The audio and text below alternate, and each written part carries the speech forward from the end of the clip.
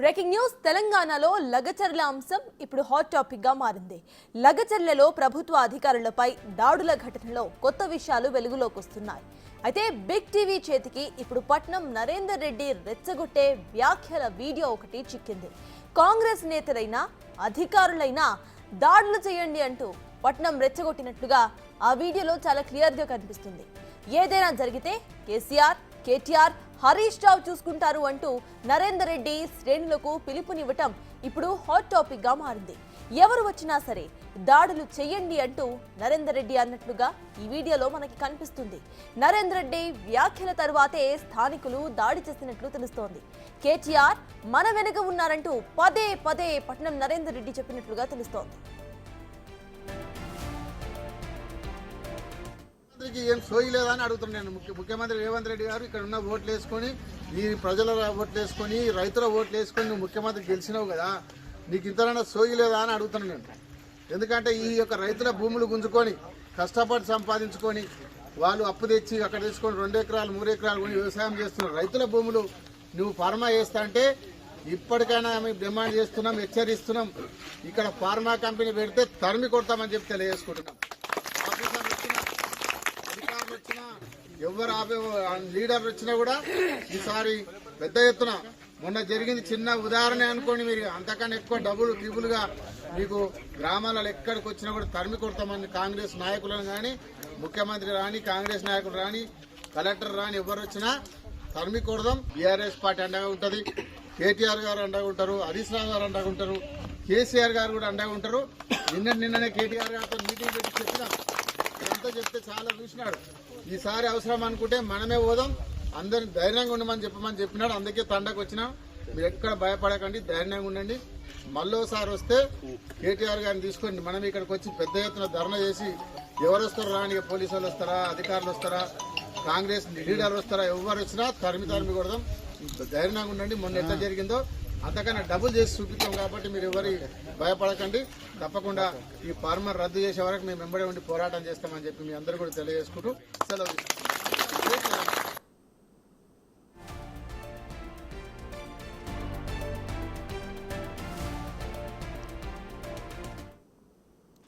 విన్నారు కదా పట్నం నరేందర్ రెడ్డి అసలేం మాట్లాడారో, ఎలా రెచ్చగొట్టారు అనేది. ఇక ఇదే అంశంపై పూర్తి డీటెయిల్స్ ను మా అసోసియేట్ ఇన్పుట్ ఎడిటర్ ఇటు నగేష్ అందిస్తారు. నగేష్ చెప్పండి, ఇటు చూస్తే డైరెక్ట్ గా పట్నం నరేందర్ రెడ్డి క్లియర్ గా ఆయన వ్యాఖ్యానించడం జరిగింది. అది ఎవరైనా సరే, కాంగ్రెస్ నేతలైనా లేకపోతే అధికారులైనా ఎవరొచ్చినా సరే తరిమి కొడదాం అంటూ కూడా ఆయన ఒక పిలుపునిచ్చారు. దీన్ని ఎలా చూడాలి? ఒక పొలిటీషియన్ స్థాయిలో ఉన్న ఆయన ఇటువంటి వ్యాఖ్యలు చేయడం అసలు ఎలా చూడాలంటారు? ఖచ్చితంగా ఇది రాంగ్ పర్సెప్షన్ చేయడం అనేది స్పష్టంగా అర్థమవుతుంది. ఎందుకంటే ప్రజలను ఒక మార్గదర్శకత్వంలో తీసుకెళ్లాల్సిన రాజకీయ నేతలు కావచ్చు, అధికారులు ఎవరైనా సరే ప్రజలకు ఇది మంచి అంటే మంచి, ఇది చెడంటే చెడని చెప్పాల్సిన పరిస్థితి ఉంది. కానీ ఒక పార్టీ అధికారంలోకి రాలేదు, మమ్మల్ని ప్రజలు మళ్ళీ అధికారంలోకి కూర్చోబెట్టాలని చెప్పి కుట్రకోణంలో వచ్చి ప్రజల్ని రెచ్చగొట్టే విధంగా చేయడం అనేది మాత్రం చాలా, ఇది ఎవరు కూడా హర్షించదగ్గ విషయం కాదు. ఇప్పటికే చాలా మంది మేధావులు కావచ్చు, చాలా మంది విశ్లేషకులు కావచ్చు, ఇలాంటి ధోరణి మంచిది కాదు. మీ ప్రభుత్వం అధికారంలోకి రాలేకుంటే మీరు ప్రజాస్వామ్యబద్ధంగా ధర్నాలు కానీ, మీరు సామాజికంగా ఏదైతే చేయాల్సి ఉందో అలాంటివి శాంతియుతంగా నిరసనలు చేపట్టండి, అధికారులకు మీ స్పెషల్ విన్నవించండి. కానీ తరిమి కొట్టండి, వాళ్ళపైన రాళ్ళేయండి, చంపేయండి, సీఎం వచ్చినా, మంత్రులు వచ్చినా, కాంగ్రెస్ పార్టీ వాళ్ళు వచ్చినా, అధికారులు వచ్చినా, ఐఏఎస్లు వచ్చినా ఊరుకోకండి. వాళ్ళని ఇష్టం వచ్చిన రీతిలో కొట్టండి, తరిమి కొట్టండి అన్న వ్యాఖ్యలు చేయడం ప్రజల్ని మాత్రం ఒక రకంగా ఉద్రిక్త పరిస్థితులకు తీసుకెళ్లడమే. ఈ రోజు జరిగిన ఇష్యూ ఏంటో కొడంగల్ లగచర్లలో జరిగిన ఇష్యూని బట్టి చూస్తే 100 మందికి పైగా అందులో పార్టిసిపేట్ చేశారు. ఇప్పటికే 16 మంది అరెస్ట్ అయ్యారు, మరో 10 మంది అరెస్ట్ అవ్వడానికి సిద్ధంగా ఉన్న పరిస్థితి. 47 మంది ఇందులో కుట్రదారులుగా గుర్తించారు. అంటే వాళ్ళందరూ రాళ్లు వేయడం, కొట్టడం వాళ్ళందరూ గుర్తించారు. వాళ్ళందరిపైన కేసులు అయ్యి పోలీస్ స్టేషన్ల చుట్టూ తిరగడం అంటే ఆషామాషి వివరం కాదు. ప్రభుత్వ ఉద్యోగుల పైన దాడి చేసే సమయంలో కూడా కఠిన చట్టాలు అమలవుతుంటాయి. ఎందుకంటే ప్రభుత్వ ఉద్యోగి విధి నిర్వహణలో ఉన్నప్పుడు ఎవరు అతని పైన దుర్భాషలాడినా, కొట్టినా కూడా నాన్ బెయిలబుల్ కింద కేసులుంటాయి. ఆ దీర్ఘకాలం వీళ్ళకి విదేశాలకు వెళ్ళాలన్నా పాస్పోర్ట్లు రావు, వాళ్ళకి చాలా రకమైన ఇబ్బందులు ఎత్తుంటాయి. ప్రభుత్వ పథకాలు కూడా వీళ్ళు ప్రభుత్వ అధికారుల పైన దాడి చేశారని చెప్పి బ్లాక్ లిస్ట్ లో పెట్టే అవకాశం ఉంటుంది. మరి వాటన్నిటికీ పట్నం నరేందర్ రెడ్డి బాధ్యత వహిస్తాడంటే ఏమీ ఉండదు. ఆయన రాజకీయ నేతగా ఈ రోజు రెచ్చగొడతాడు, రేపు పొద్దున అవసరమైతే వేరే పార్టీలోకి వెళ్ళి ఆయనకు సంబంధించిన ఆయన వ్యాపారాలు చూసుకొని ఆయన వ్యాపారాలు చేసుకుంటాడు. కానీ ఈ రోజు ఎవరైతే వాళ్ళు అధికారుల పైన దాడులకు పాల్పడ్డారో మరి వాళ్ళకు అంతగా ఎవరు ఉండాలి? ఈ క్వశ్చన్ మాత్రం చాలా మందిలో వస్తుంది. కొడంగల్ తో పాటు ఆ లగచర్ల చుట్టుపక్కల ప్రాంతాల ప్రజలు కూడా ఇదే విషయాన్ని చర్చించుకుంటున్నారు. మళ్ళీ రెచ్చగొట్టారు, వాళ్ళపైన దాడులు చేయించారు, ఈ రోజు కేసులు అవుతున్నాయి. మాకు ఎవరు బెయిల్ ఇప్పియాలి, మమ్మల్ని ఎవరిని జైల్లోకి వెళ్ళి తీసుకురావాలి. కొంతమందికి పాపం గర్భిణీ స్త్రీలు ఉన్నారు, వాళ్ళ భర్తల్ని కూడా వాళ్ళు ఈ దాడిలో ఉన్నారు కాబట్టి వాళ్ళని తీసుకెళ్లారు. మరి వాళ్ళందరికీ ఎవరు సహాయం చేయాలి? పట్నం నరేందర్ రెడ్డి లాంటి చేస్తారంటే చేయరు. పట్నం నరేందర్ రెడ్డి ఈ రోజు ఈ కుట్రను పురుగొల్పి వాళ్ళందరితో దాడులు చేయించి జైల్లో ఉన్నాడు. మరి ఎవరు సహాయం చేయాలి? ఏదైనా సరే ప్రభుత్వం చేస్తున్నప్పుడు రేవంత్ రెడ్డి ముఖ్యమంత్రి కూడా క్లియర్ గా ఒక విషయం చెప్పాడు ఢిల్లీ మీడియా మీట్ లో కూడా.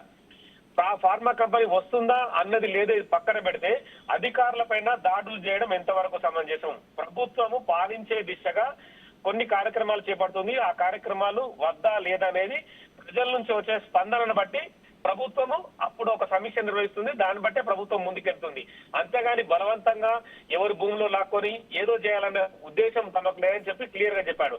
కానీ బీఆర్ఎస్ పార్టీ కేటీఆర్ వైఖరి చూసినా, హరీష్ రావు వైఖరి చూసినా కూడా డైరెక్ట్ గా అటాక్ చేయండి, ఎవడరా మీరు, ఏంద్రా మీరు అన్న యాంగిల్లోనే వాళ్ళు మాటల దొరికి కూడా అదే కనిపిస్తుంది. ఇవాళ ఒక ట్విట్ కూడా మాజీ మంత్రి కేటీఆర్ ఇదే యాంగిల్లో ట్విట్ చేసిన పరిస్థితి. అంటే ఎంత అసహనం, ఎంత వాళ్ళకి ప్రభుత్వం రాలేదని చెప్పి వాళ్ళకు అధికారం కోల్పోయినాం, తమ దర్పం పోయింది, ఎప్పుడు పోలీసులు తమ వెంట ఉండేవారు, దిగిన కాడ నమస్తేలు పెట్టేవారు, ఇవన్నీ కోల్పోయారని చెప్పి ఒక అసహనం అయితే క్లియర్ గా కనిపిస్తుంది. కానీ ఖచ్చితంగా తెలంగాణ ప్రజలు, తెలంగాణ రాష్ట్రం వచ్చిందే ఉద్యమాలతోని, అన్ని స్పష్టంగా గమనిస్తున్నారు అనే విషయాన్ని కూడా వాళ్ళు కూడా తెలుసుకోవాల్సిన అవసరం కనిపిస్తుంది. ఎందుకంటే అధికారుల పైన దాడులు చేస్తే ఇప్పుడు స్పెషల్ అధికారి కడ వెంకటరెడ్డి ఉన్నారు, ఇప్పటికే ఆయన తీవ్ర భయాందోళనకు గురవుతున్నాడు. ఒక ఆర్డీఓ స్థాయి అధికారి, గ్రూప్ 1 నుంచి వచ్చిన అధికారులు ఊర్లలోకి వెళ్ళి పని చేయాలన్నా కూడా ఒకసారి ఇలాంటి రెచ్చగొట్టే ధరని తీసుకొస్తే మిగతా రాష్ట్రంలో కూడా మరి అధికారులు ఊర్లలకు ఎలా వెళ్ళాలి,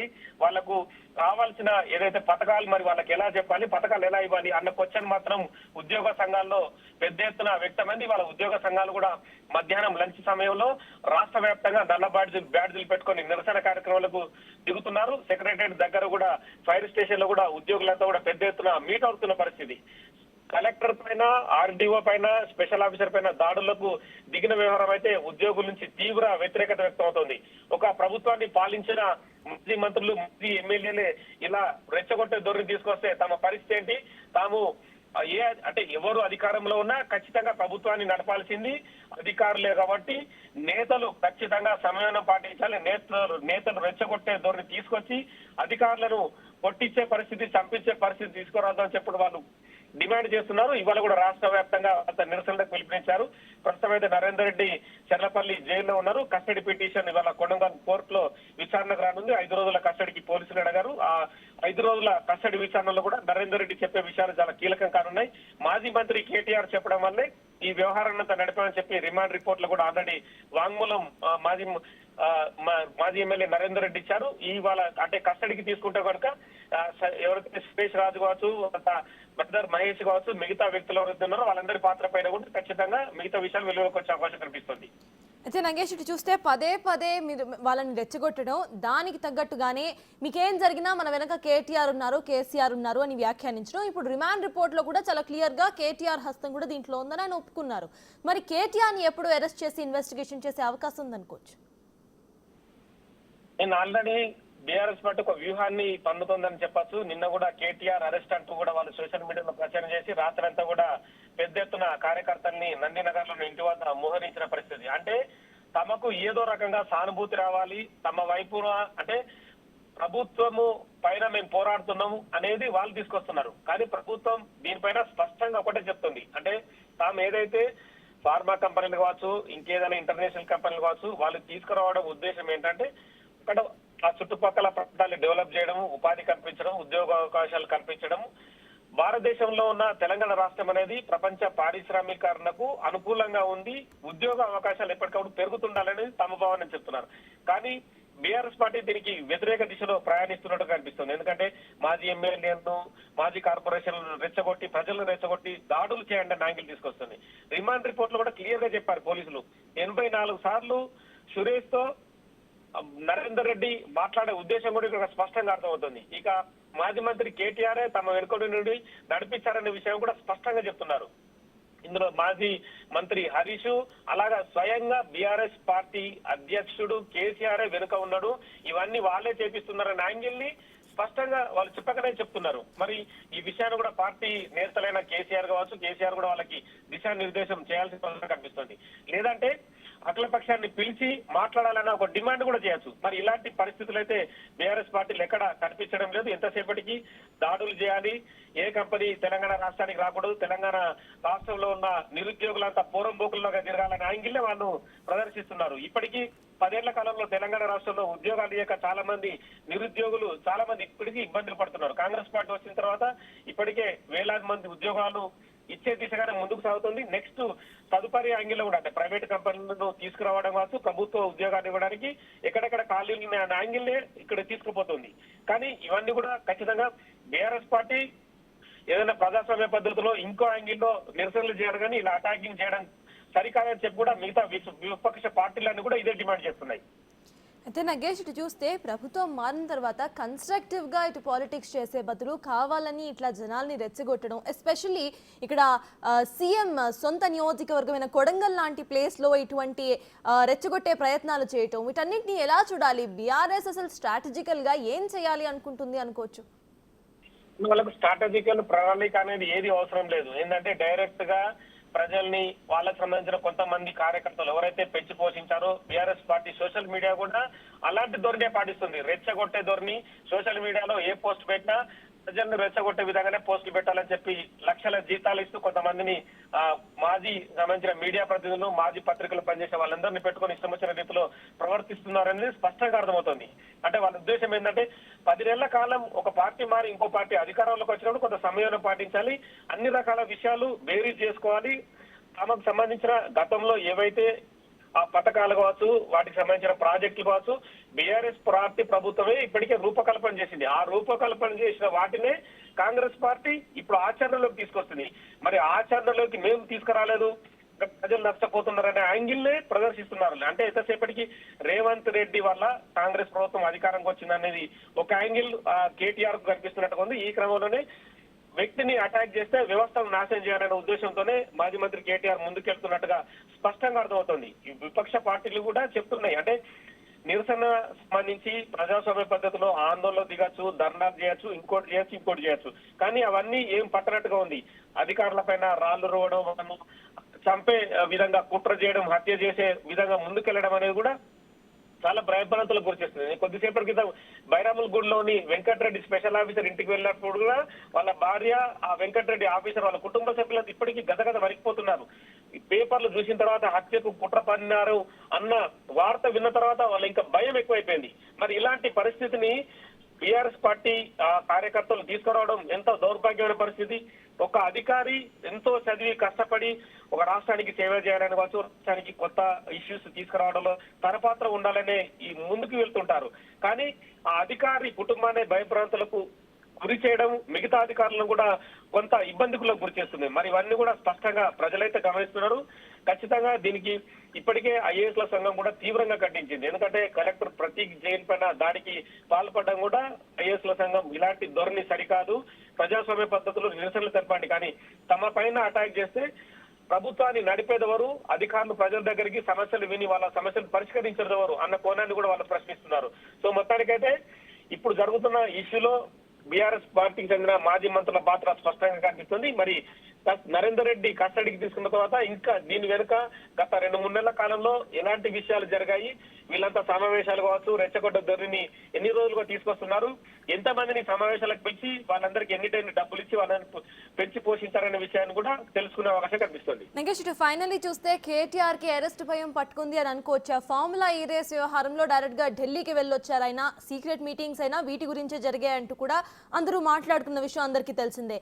ఇప్పుడు దీ మ్యాటర్ లో డైరెక్ట్ గా కేటీఆర్ పేరు ప్రస్తావనకి రావడం రిమాండ్ రిపోర్ట్ లో కొంతమంది బీఆర్ఎస్ నేతల్ని ఇంట్లో తెచ్చి కూర్చోబెట్టుకున్న విజువల్స్ రిపోర్ట్స్ కూడా మనం ఇందాక చూసాం. సో వీటిని ఎలా చూడాలంటారు? ఖచ్చితంగా అంటే వాళ్ళు ఒక రకమైన భయం అనేది కనిపిస్తుంది. ఈ మధ్య కేటీఆర్ కూడా స్వయంగా అరెస్ట్ చేసుకోండి, నేను జైల్లో వెళ్ళి యోగా చేసుకుంటాననే మాటలు కూడా మాట్లాడుతున్నాడు. అంటే సానుభూతి పొందాలనే ఒక యాంగిల్ ని తీసుకొస్తూ రెచ్చగొట్ట ధోరణిని మరో యాంగిల్ తీసుకొస్తున్నారు. ఆల్రెడీ ఏదైతే ఈ కార్ రేసింగ్ కి సంబంధించి ఇన్వెస్టిగేషన్ నడుస్తుంది. అలాంటి మౌడ్ ప్రిన్సిపల్ సెక్రటరీ ఏసీబీకి కంప్లైంట్ ఇచ్చారు. ఏసీబీ ఇప్పటికే చాలా విషయాలు దర్యాప్తులో సేకరించింది. అందులో క్లియర్ గా జీవో రూపంలో ఏ ఒక్క రూపాయి కూడా చెల్లించకుండా డైరెక్ట్ గా ఒక వ్యక్తి నుంచి ఇంకో వ్యక్తికి 55 కోట్లు చెల్లించారనేది స్పష్టంగా అర్థమవుతుంది.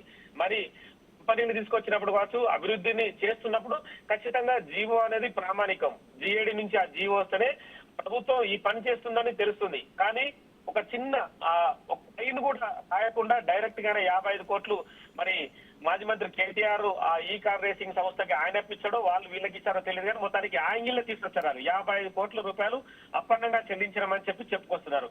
మరి 55 కోట్ల రూపాయల వల్ల రాష్ట్రానికి జరిగిన లాభం ఏంది, ఈ కార్ రేసింగ్ వల్ల లాభం ఎంత వస్తుంది అనే విషయాన్ని మాత్రం ఎక్కడ చెప్పలేదు. కానీ ప్రెస్ మీట్ లో మాత్రం 700 కోట్ల లాభాన్ని తీసుకొచ్చే విధంగా చేసేవని చెప్తున్నారు. కానీ పేపర్ మీద ఏదైనా ఉందంటే అది కూడా లేదు. ఇవన్నీ కూడా చూపించారు. కేవలం మాటల ధోరణి ద్వారా రెచ్చగొట్టి తాము లబ్ధి పొందాలనే యాంగిల్ తీసుకొస్తున్నారు. ఆ యాంగిల్ మాత్రం సరికాదని ఇప్పటికే చాలా మంది చెప్తున్నా కూడా మరి మాజీ ముఖ్యమంత్రి కేసీఆర్ కూడా ఖచ్చితంగా కొడుకు కేటీఆర్ కి అలాగే అల్లుడు హరీష్ కూడా చెప్పాల్సిన కనిపిస్తుంది. ఇప్పటికే చాలా విషయాల్లో దూకుడు ప్రదర్శించి ఆపాస్ పాలవుతున్నారనే విషయం వాళ్ళకు అర్థం అవడం లేదు. సోషల్ మీడియాను అడ్డం పెట్టుకొని 100 మందిని నియమించుకొని రాష్ట్ర ప్రభుత్వాన్ని కంట్రోల్ చేస్తాం, రాష్ట్ర ప్రభుత్వం రేపు కూలుతున్న యాంగిల్లోనే వాళ్ళ ప్రచారాలు కానీ, వాళ్ళ ట్వీట్లు కానీ, వాళ్ళ పోస్టులు కానీ తెలుస్తున్నాయి. కానీ ఇవన్నీ కూడా ఇన్వెస్టిగేషన్ లో ఎవరిని ఉపేక్షించమని చెప్పి అయితే ప్రభుత్వం ముందుకు వెళ్తుంది. స్వయంగా ఇప్పుడు అరెస్ట్ అయిన పట్నం నరేందర్ రెడ్డి కూడా స్వయంగా ఒక పార్టీ ఇప్పుడున్న కాంగ్రెస్ పార్టీల నేతకు బ్రదరే, అయినా కూడా ప్రభుత్వం ఉపేక్షించలేదు. ఎవరైతే తప్పు చేసిన వాళ్ళు ఉన్నారో శిక్ష అనుభవించాల్సిందని చెప్పి జైలుకు పంపింది. మరి స్పష్టమైన ధోరణి కూడా బీఆర్ఎస్ పార్టీ నేతలకు ఇప్పటికైతే అర్థం కావడం లేదు. మరి అర్థం చేసుకుంటారా లేదా అనేది కూడా తెలియాల్సి ఉంది. కాసేపటి తర్వాత మాజీ మంత్రి మళ్ళీ కేటీఆర్ చిట్ చాట్ పార్టీ నేతలతో మీడియా ప్రతినిధులు పిలిచారు. పార్టీ నేతలతో పెడుతుంది. అందులో ఏం మాట్లాడతారనేది కూడా అది చూడాల్సిన అవసరం కనిపిస్తుంది. Right, thank you Nagesh.